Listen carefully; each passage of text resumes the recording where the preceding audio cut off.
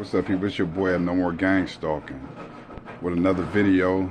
This is for new people to the channel to show why counterpro need to be destroyed. Let's get into it. Psychologically come against you. When they could get someone to finally commit suicide, he said that they would throw parties and celebrate that like it was a big joke. It wasn't as bad for me because I knew what was going on, since my friend had thankfully tipped me off to what was occurring in the sheriff's department, the different individuals that were doing this. Within 1 month of him telling me that I was on the list and that they were coming at me, they found him dead from a diabetic thing. He was 36 years old and his name was Josh. It's a pretty odd coincidence. Your vehicle is the biggest thing they'll mess with. They will do things to have your check engine lights come on, scratch the vehicles constantly, break things that you've just had repaired, put like small little cuts in the upholstery or on the dash, and little things, you know, cut with a razor like on your radio into the plastic and things like that. One thing they loved doing to my vehicle was cutting the steering wheel with knives. I'd go into a store and come out and go to turn my wheel, and then you'd have cut up areas on the wheel so they could let me know that they'd broken my car just to mess with me.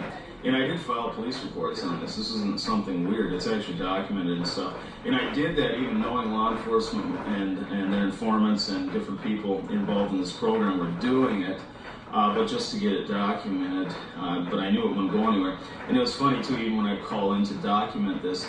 And they also killed my children's pet rabbits out of lock cages and many other things, broke into my house, did lots of things.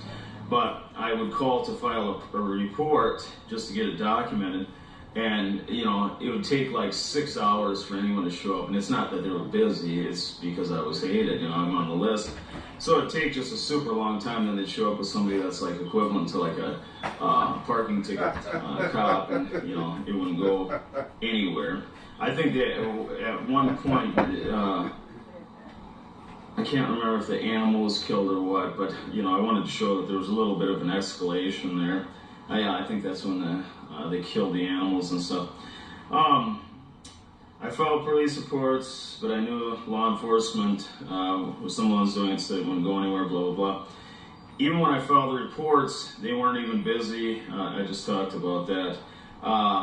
They've slashed at least, I would say at least 6 or 7 tires, motorcycle tires, do different things. If I parked my car like in a parking ramp and go downtown and stuff and leave it there, if I had some drinks or something, I would come back and not only would my battery be dead, they would actually kill the battery, drain the battery, but then they would unhook the battery cables from the battery to make it obvious that it wasn't just an accident, you didn't just leave your lights on. No, we actually drained your battery and unhooked the cables from the battery. It was pretty pathetic. Let's see. They'd break in my house and let some of the pets out of the cages. So I'd come home and here's these, you know, closed up cages, and I've got animals running around the floor. They thought that was pretty funny. You know, I did put some surveillance cameras out that just break the cameras. Or I'd come in the house and I had my daughter, I was out of state for a time, and some things had happened, and I had to go back and look at the cameras, and of course they deleted entire like months of footage, and you know, that's when the camera magically went out too. One of the cameras, there was 8. A girl in the bar tipped me off on more than one occasion, and more than one different girl, that they'd approach them in the bathroom, and those people would tell them that they should stay away from me because I'm violent, and one person even told them that I was a child molester and I was a felon. I'm not a felon, I'm not anything, you know, but they would tell them these lies to slander your name, to get people to hate you, so that way they're easier manipulated too if they want to use them against you. They think they're actually doing a good thing for their community. I would have conversations with people and everything was fine, and then as soon as I was gone for a little bit, go to the bathroom or whatever, or go do something, you know, it wasn't uncommon that when I'd return or see them again or things like that, the atmosphere completely changed, and that person wanted nothing to do with me any longer because of those, the people that would talk to them about me. One of the biggest tools, they'll use family members against you too, but what they'll do is if you talk about gang stalking or surveillance and things, they'll say like, hey, we're worried, we want to investigate this, but we know he's just, delusional or demented, and, they'll make up lies, and they'll try and actually get your family member to be part of this too, to come against you. And the family members a lot of times love you and care about you, think you might be a little bit off because you're talking about these things, and they don't believe that there could be any bad cops or like weird people doing this, and that's exactly what's occurring. And I'll get into in a second about this program, because it's actually intended for one thing. So even if you got a hold of some high-level people and said, hey, I want you to check this, they're doing this and that to me, then the cops will just lie and say, yeah, we are doing that, and we're using this program, but it's because we have reports that he's been speaking to someone that has ties with high-level gang members, or a big drug dealer. That's how they cover their tracks.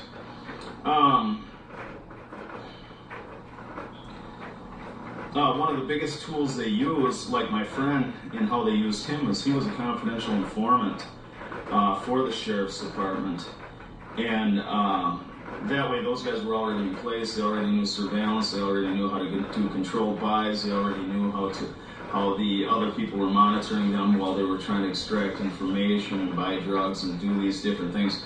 So it's very easy for them because they already have the surveillance to surveil people for drug dealing, things like this. The only difference is that is very secretive and quiet, and you won't know they're surveilling you, whereas this is complete harassment and demonic, and they want you to know that they're harassing you to psychologically get you to break down and harm yourself and commit suicide. He said, when he told me that, he told me, he said, I'm worried about you, this and that, and these guys have actually, killed people and had people, these people have killed themselves because it had gotten so bad that they took their own lives, and then these people would laugh and high five, and they'd actually have a party, and there was actually funding for these things when they'd get together for doing such a good job and stuff. I mean, it's real sick. Let's see. So like, well, let me get to that in a second. The Sheriff's Department is coordinating most every part of it. It was supposed to be used to track psychotic people or pedophiles or actual stalkers, violent people, violent gang members, terrorists, suspected terrorist members, people that come over here. Let's say someone came over from Iran, obviously they're going to surveil them, if they have ties to terrorist organizations and things, and that's how they surveil them. They don't harass them in that sense, though, but they do the same type of surveillance, but it's just not the harassing psychological part to get those people, to try and harm those people. It's to watch them. My friend said the Sheriff's Department would even use gas and high-level targets to enter homes while the people were in the homes sleeping. And that was the same type of things they do in like hostage situations. Or I remember there was a case where there was one guy that grabbed a kid and barricaded himself like under the ground in this little thing. And when he went to sleep, they gassed it, entered it, and then they actually killed him. I'm sure they said he reached for his gun, but those are the type of tactics they can use, is they can employ gas and things to not only disorient, but actually put you to sleep and then enter while you're actually asleep. And that would be an easy way if they had a hard time towards a person's electronics or encrypted computer systems or things where they need physical access. That's where they'd use some of those types of law enforcement tactics.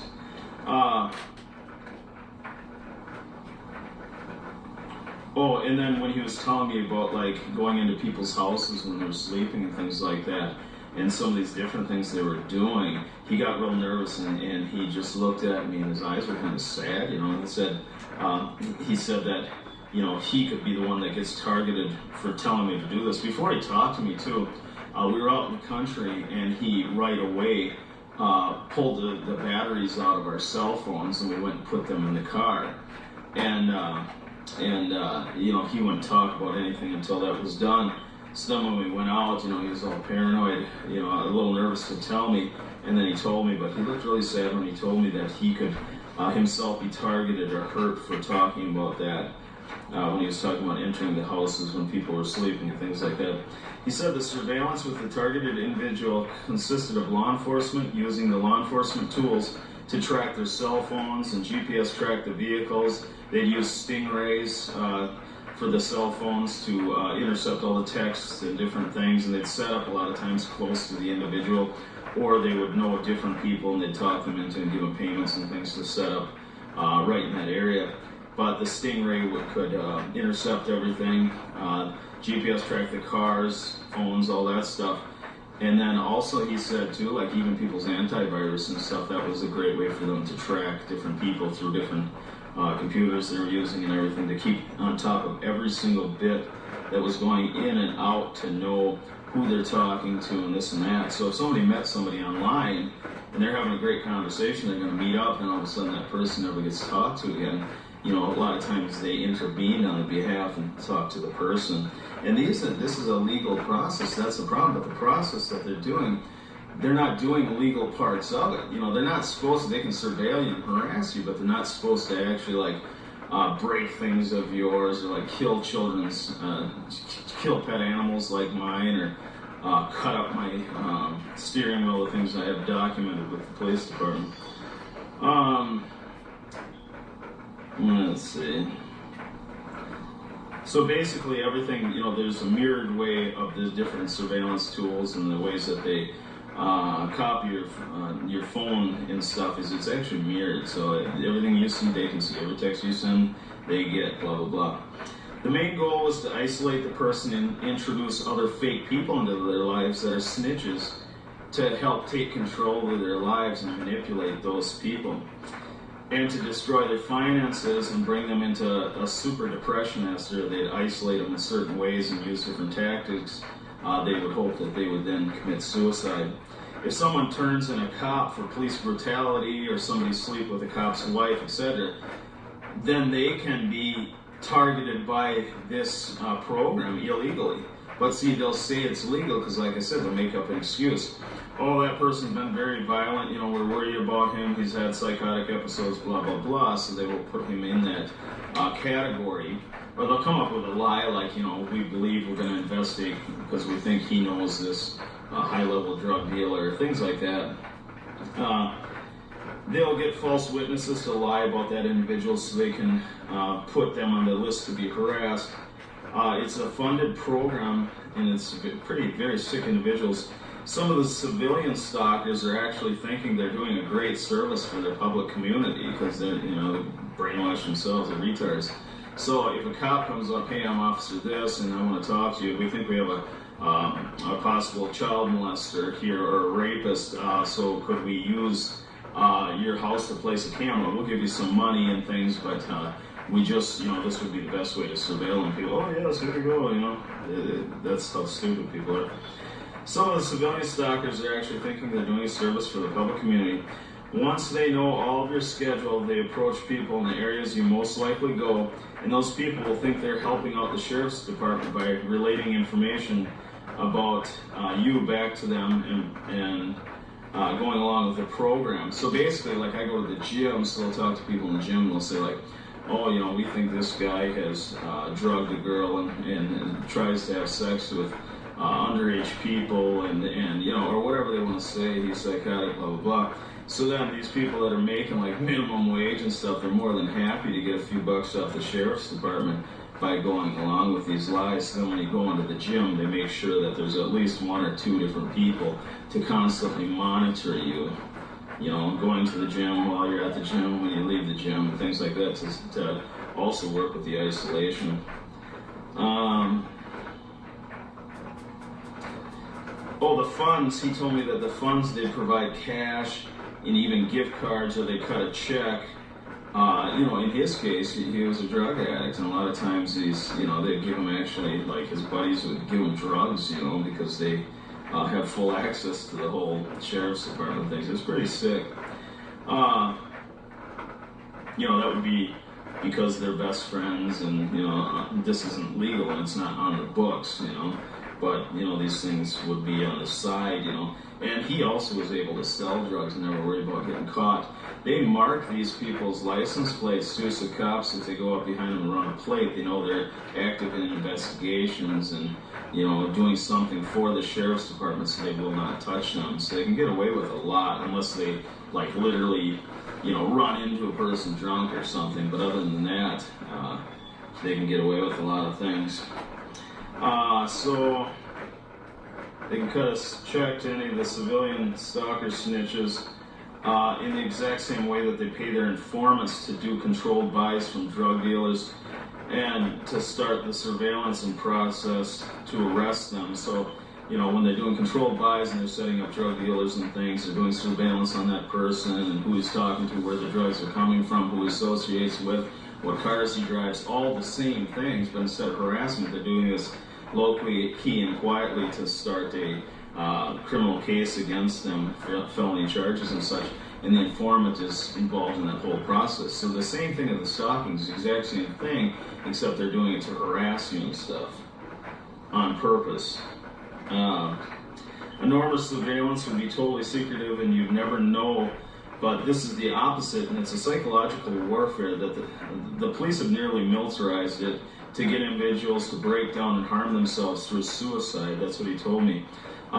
They like to honk their horns or set up car alarms anywhere you go to make you think, to make you know they're there, and flash their headlights at you a lot and things like that, just to let you know, to try and pick at you and things.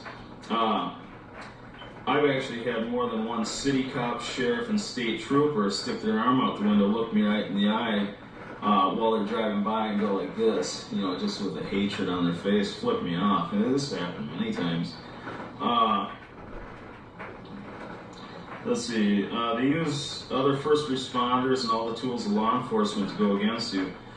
And, you know, the targeted, specific, triangulated ways that they do this is with, you know, anybody. It could be an old lady, this person, that person with 5 kids, blah, blah, blah, blah. It's all part of a network.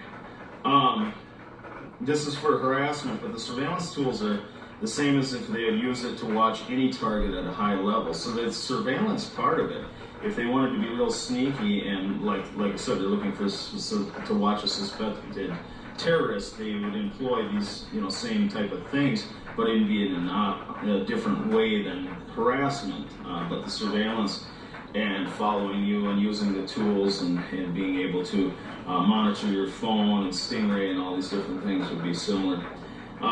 They truly think it's funny, and like I said, my friend told me, warned me, because he liked me a lot. You know, we were good friends. I never knew he was an informant. And, you know, this was till, you know, about a month, maybe a month and a half before he died. And he liked me and he knew it wasn't fair. And he was doing this surveillance and stuff himself, because he started off doing it to go against like pedophiles and then this and that. So a lot of times people get started, and when they're close with the sheriff's department, they'll tell them like, hey, this is pedophiles, this is a violent person, or we're going against this bad gang member that we don't want in our community, and blah, blah, blah. And that's when he started, you know. So he started with the right intentions, but then his heart gave in, and, you know, he started realizing how bad it really was. But then he was stuck, he was already involved, and he didn't want to become a target himself.